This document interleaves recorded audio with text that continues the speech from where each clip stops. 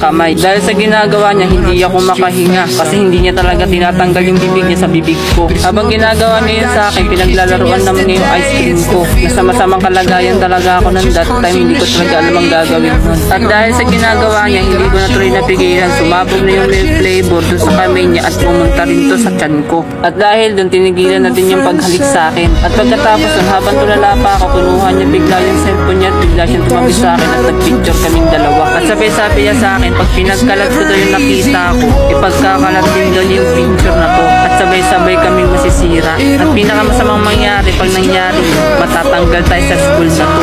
At dahil yun, ayokong mangyari yun kasi hirap na yung parents ko magbayad sa mga tuition ko. Ayun ang pinakamahirap na nangyari sa akin kasi na-blackmail niya ako. Kaya wala akong magagawa kung isusunod sa mga utos niya. At sabay nagbihis na siya at tumalis na sa storage room at tinutusan niya ako, ninisin ko yung kalat na ginawa niya. Habang nagpupunas ako sa storage room, nag-iisip din ako ng paraan paano makapaghihiganti sa babaeng yun.